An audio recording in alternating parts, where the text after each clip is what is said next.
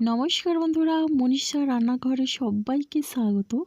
প্রতিদিনের মতো চলে এলাম আবারও একটা রেসিপি নিয়ে। আশা করি আপনাদের বেশ ভালো লাগবে। আজকে কিন্তু আমি নিয়ে চলে এলাম কাঁচা আলু আর আটা দিয়ে ভীষণ টেস্টি এবং হেলদি একটা টিফিন রেসিপি, যেটা কিন্তু বাচ্চা বড় সবার খুব ভালো লাগবে। আর বানাতে কিন্তু খুবই সহজ, খেতেও অসাধারণ লাগে। তো প্রথমে দেখুন, এরকম একটা মাঝের সাইজের বাটিতে 1 বাটি পরিমাণে এখানে আমি নিয়ে নিচ্ছি আটা। এবার আটার মধ্যে দিয়ে দিচ্ছি স্বাদ অনুসারে লবণ। এখন আমি এখানে দিয়ে দিচ্ছি সাদা তেল। তো এই রকম চামচে 2 চামচ পরিমাণে প্রথমে আমি সাদা তেলটা দিয়ে এখন এই শুকনো অবস্থায় আমি আটাটা বেশ ভালোভাবে মিশিয়ে নেব লবণ আর তেলের সঙ্গে। অবশ্যই আপনারা এই রেসিপিটা প্রথম থেকে শেষ পর্যন্ত দেখতে থাকুন আর দেখুন যে আমি খুব সহজে কিভাবে এত হেলদি এবং টেস্টি টিফিন একটা বানালাম। এটা বানাতে কিন্তু খুবই সহজ লাগে আর খেতে লাগে অসাধারণ। যে কেউ কিন্তু একবার দেখার পরে খুব সহজে এটা বানিয়ে নিতে পারবে। তো বাচ্চা বড় সবার কিন্তু বেশ ভালো লাগবে এই টিফিন রেসিপিটা। মোটামুটি দেখুন বন্ধুরা, এখানে আমি শুকনো অবস্থায় বেশ ভালোভাবে মিশিয়ে নেওয়ার পরে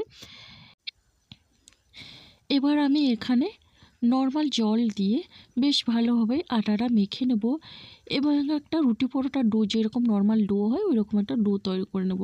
তো দেখুন বন্ধুরা, এখানে কিন্তু আমার ডোটা রেডি হয়ে গেছে। আর এখন আমি ঢাকনা দিয়ে ডোটা সাইড করে রেখে দিচ্ছি। তো এইভাবে ঢাকনা দিয়ে আমি সাইড করে রেখে দিয়ে এখন আমি এখানে নিয়েছি দেখুন দুটো এইরকম মিডিয়াম সাইজের আলু। আর এই কাঁচা আলুগুলোকে কিন্তু আমি আগের থেকে খোসা তুলে বেশ ভালোভাবে ধুয়ে নিয়েছি। এরপরে আমি এটা গ্রেট করে নিচ্ছি। আর দেখলেন বন্ধুরা, গ্রেটারটা খুবই ছোট ছিদ্রওয়ালা একটা গ্রেটার নিয়েছি। আর এই গ্রেটারে আমি গ্রেট করে নেব। এইভাবে মিহি করে কিন্তু গ্রেট করে নিতে হবে, তাহলে কিন্তু এই রেসিপিটা বেশ ভালো হয়। আলুগুলো কিন্তু বেশ ভালোভাবে সিদ্ধ হবে। এখানে কিন্তু মোটামুটি দুটো আলু আমি গ্রেট করে নিয়েছি। আর গ্রেট করে নেওয়ার পরে আমি এই গ্রেট করা আলুটাকে বেশ ভালোভাবে ধুয়ে কিন্তু জল চিপে চিপে আমি একটা প্লেটের মধ্যে নিয়ে নিয়েছি। খেয়াল রাখতে হবে এর মধ্যে যেন কোনো রকমের জল না থাকে। তো দেখেই বুঝতে পারছেন ঝরঝরে হয়েছে আলুর এই লাচ্ছাগুলো। তো যাই হোক, এখন আমি এই আলুর মধ্যে দিয়ে দিচ্ছি স্বাদ অনুসারে লবণ আর দিয়ে দিচ্ছি কালারের জন্য হলুদের গুঁড়ো। তো বন্ধুরা, এখানে আমি দিয়ে দিচ্ছি ভাজা মশলা, তো যার মধ্যে জিরে আর মৌরি আর ধনে এই তিনটে আমি বেশ ভালোভাবে ভেজে গুঁড়ো করে রেখেছিলাম। তো সেটাই দিয়ে এখন দিয়ে দিচ্ছি একটু ঝালের জন্যে ঝাল লঙ্কার গুঁড়ো। আর এখানে দিয়ে দিচ্ছি পেঁয়াজ কুচি, একটা মিডিয়াম সাইজের পেঁয়াজ আমি কুচি করে নিয়েছিলাম। আর দুটো কাঁচা লঙ্কা কুচি। আপনারা যেমন ঝাল খাবেন সেই বুঝে লঙ্কার পরিমাণটা দেবেন। তো দেখুন, এখন আমি ওই মশলাগুলো দিয়ে আলুর সঙ্গে বেশ ভালোভাবে মিশিয়ে নিচ্ছি। তো দেখেই বুঝতে পারছেন বন্ধুরা, খুব সহজেই কিন্তু এই টিফিনটা হয়ে যায়। আর এখানে আমি আলুটা একেবারে মিহি করে গ্রেট করে নিয়েছি। আপনারা চাইলে কিন্তু আলু কুচি কুচি করেও সরু করে আলুগুলোকে কেটেও নিতে পারেন। তবে এইভাবে একবার বানিয়ে দেখবেন, বেশ ভালো লাগে কিন্তু এই টিফিনটা। সকালের জলখাবার যেমন ভালো লাগবে, স্ন্যাক্স হিসেবেও ভালো লাগে। এমনকি যে কোনো সময় হালকা ফুলকা খিদে পেলে অবশ্যই একবার হলেও ট্রাই করবেন। আর এই টিফিনের জন্য একটা আমি ময়দার ঘোল তৈরি করে নেব। তো দেখুন, এখানে আমি একটা বোলের মধ্যে কিন্তু 3 চামচ পরিমাণে নিয়ে নিচ্ছি ময়দা। এরপরে এখানে দিচ্ছি স্বাদ অনুসারে লবণ। এরপর দিচ্ছি খুবই সামান্য পরিমাণে জিরে গুঁড়ো আর দিচ্ছি হলুদের গুঁড়ো কালারের জন্য। এখন আমি দিয়ে দিচ্ছি ধনেপাতা কুচি। তো বন্ধুরা দেখুন, এখন আমি এইগুলো বেশ ভালোভাবে মিশিয়ে নেব। তো তার আগে এখানে দিয়ে দিচ্ছি জল। নর্মাল জলটাই আমি দিলাম। অল্প অল্প জল দিয়ে আমি এটা বেশ ভালোভাবে মিশিয়ে নেব। বন্ধুরা, রেসিপি ভালো লাগলে লাইক, শেয়ার, কমেন্ট এবং সাবস্ক্রাইব করে আমার পাশে থাকবেন। নতুন বন্ধুরা এখনও যারা চ্যানেলটিকে সাবস্ক্রাইব করেননি, প্লিজ সাবস্ক্রাইব করে পাশে থাকা বেল আইকনটি প্রেস করে নোটিফিকেশান অল করে দেবেন। তাহলে কিন্তু সবার আগে আপনারা আমার নোটিফিকেশান পেয়ে যাবেন।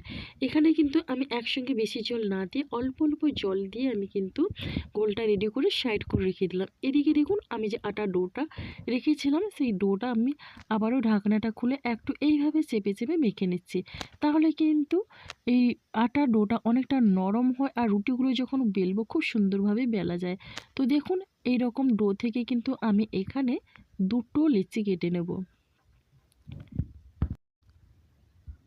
তো শুধুমাত্র আটা আর আলু দিয়ে যে এত সুন্দর একটা হেলদি এবং টেস্টি টিফিন বানানো যায়, তো বন্ধুরা একবার হলেও আপনারা ট্রাই করবেন, তা না হলে কিন্তু বুঝতে পারবেন না। খুবই সহজ পদ্ধতি। তো যাই হোক, এখন আমি লিচিগুলো বেলে নেব। তো দেখুন এইভাবে করে আমি প্রথমে বেলে নিচ্ছি, একটু বড় সাইজ করে বেলে নিচ্ছি। অবশ্যই একটু বড় করে বেলে নিতে হবে। তো দেখুন বন্ধুরা, আমি কিন্তু এখানে আটা দিয়েই আটার রুটিটা তৈরি করে নিচ্ছি। প্রথমে দেখুন এইভাবে বড় করে নিয়েছি। আর খুব বেশি আমি মোটাও রাখিনি আর খুব বেশি পাতলাও রাখিনি। তো দেখুন এইভাবে করে রুটিটাকে বড় করে বেলে নিয়েছি। এবার একটা ছুরির সাহায্যে সাইডগুলো আমি কেটে নিচ্ছি। সাইডগুলো কেটে একটু চৌকো শেপ করে নিচ্ছি। তবে বেশি কাটার দরকার নেই। তো এইভাবে করে কিন্তু আমি রুটিটাকে চৌকো শেপে নিয়ে নিচ্ছি। আর দেখুন বন্ধুরা, এটা কিন্তু কেটে নেওয়ার পরে একটু ছোট হয়ে যাবে। তো এইরকম কেটে নেওয়ার পরে এরপরে আমি যে আগের থেকে যে গ্রেট করা আলুটার মধ্যে মশলা মেখে রেখেছিলাম, সেই মশলা মাখানো আলুটা আমি দিয়ে দিচ্ছি। তো দেখুন এখন আমি আলুটা দিয়ে এই রুটিটার গোটা রুটির মধ্যে কিন্তু বেশ ভালোভাবেই ছড়িয়ে দেবো। গ্যারান্টি দিয়ে বলতে পারি এই টিফিনটা কিন্তু অন্যান্য টিফিনের থেকে অনেকটা ভালো লাগে আর অনেকটা সুস্বাদু, খেতেও কিন্তু অসাধারণ লাগে। তো এটা কিন্তু যে কেউ একবার দেখার পরে খুব সহজেই বানিয়ে নিতে পারবে, এতটাই সহজ পদ্ধতিতে তৈরি করা যায়। তো দেখুন বন্ধুরা, এখন আমি এইভাবে ভাঁজ করে নিচ্ছি। এবার দেখুন ভাঁজ করে নেওয়ার পরে আমি কিন্তু সাইডের অংশটা কিছুটা ফাঁকা রেখেছি, এখানে কোনো রকমে আলু মশলাটা দিলাম না। এবার অল্প জল দিয়ে আমি এটা এইভাবে ভাঁজ করে নিচ্ছি। এতে করে কিন্তু বেশ ভালোভাবে সেট হয়ে যায়। যখন টিফিনগুলো তেলের মধ্যে দিয়ে ভেজে নেওয়া হবে, তাহলে কিন্তু ভেতর থেকে আলুর এই পুরটা বেরিয়ে যাবে না। তো দেখুন এইভাবে চেপে চেপে আমি সেট করে দিলাম। এবার যে সাইডের অংশগুলো সেগুলোও কিন্তু হাত দিয়ে চেপে আমি মুখটা বন্ধ করে দিলাম। তাহলে কিন্তু কোনো রকমে আলুর এই পুরটা বেড়ে যাওয়ার চান্স থাকবে না। তো দেখুন এইভাবে করে কিন্তু একটা রেডি করে নিয়েছি। তো একই রকমভাবে আরও একটা রেডি করে নিয়েছি। এদিকে দেখুন আগের থেকেই আমি গ্যাসে একটা কড়াইতে গরম জল বসিয়ে দিয়েছিলাম। জলটা কিন্তু বেশ ভালোভাবেই ফুটছে। এরপরে এখানে আমি একটা স্ট্যান্ড রেখে দিলাম। এবার স্ট্যান্ডটা রেখে একটা ছিদ্রওয়ালা থালা রেখে দিয়েছি। এবার আমি ওই থালার মধ্যে এই দুটো আটার টিফিন আমি দিয়ে দিলাম। তো এটা কিন্তু আমি 5-6 মিনিটের মতো ভাপিয়ে নেব। এটা কিন্তু বেশি সময় লাগবে না। আর আমি হাই ফ্লেমে রেখে এটা ভাপিয়ে নিচ্ছি। খুব সহজেই কিন্তু এটা রেডি হয়ে যাবে। তো দেখুন বন্ধুরা, এখন আমি ঢাকনা দিয়ে দিলাম। আর আমি ফিরে আসবো 5 থেকে 6 মিনিট পরে। তো দেখুন বন্ধুরা, 5 মিনিট পরে আমি ফিরে এলাম। আর দেখুন এগুলো কিন্তু আমার খুব সুন্দরভাবে সিদ্ধ হয়ে গেছে। আর দেখে বুঝতে পারছেন। আর এখন আমি নামিয়ে ঠান্ডা করে নিয়েছি। এবার দেখুন এগুলো কেটে নেব। প্রথমেই দেখুন ছুরি দিয়ে কিন্তু সাইডের অংশ আমি দুদিকে কেটে বাদ দিয়ে দিলাম।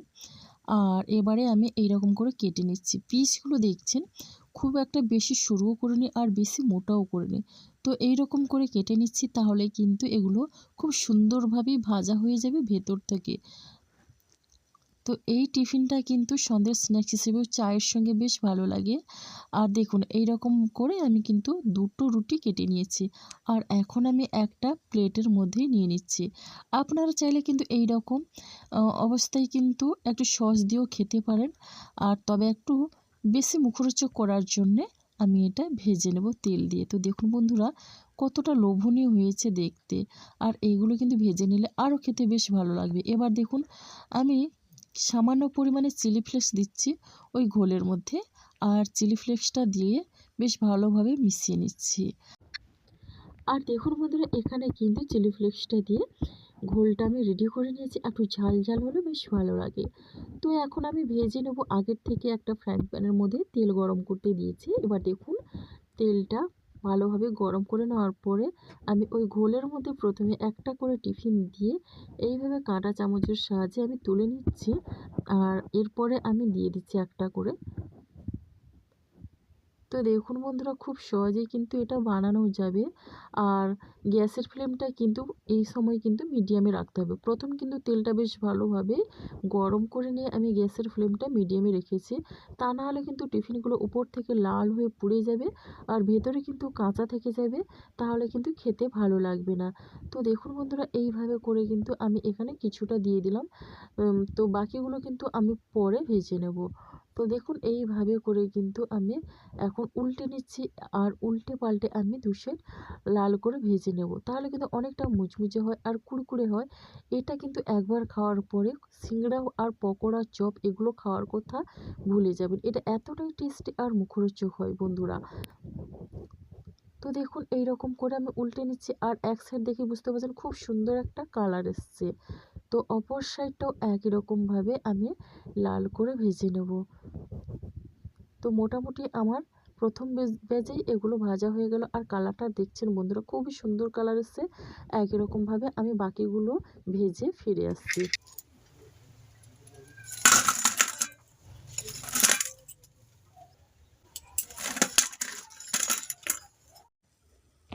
আর এই নাস্তাগুলোর আওয়াজ শুনে বুঝতে পারছেন এটা কতটাই মুচমুচে হয়েছে খেতে। তো বন্ধুরা একবার হলেও ট্রাই করবেন, আর কেমন লাগলো কমেন্ট করতে ভুলবেন না। আপনাদের একটা মিষ্টি কমেন্ট কিন্তু আমাকে অনেকটা উৎসাহ দেয় নতুন নতুন রেসিপি বানানোর জন্যে। আর আমি কিন্তু এখানে এটা পরিবেশন করছি টমেটো সসের সঙ্গে। তো যে কোনো সসের সঙ্গে কিন্তু এটা বেশ ভালো লাগবে। তো বন্ধুরা আজকের রেসিপিটা আমার এই পর্যন্ত, আর আগামীকাল আসবো আবারও একটা নতুন রেসিপি নিয়ে। আপনারা সবাই সুস্থ থাকুন, ভালো থাকুন। অসংখ্য ধন্যবাদ, আর অনেক অনেক ভালোবাসা রইল আমার সোনা বন্ধুদের জন্যে।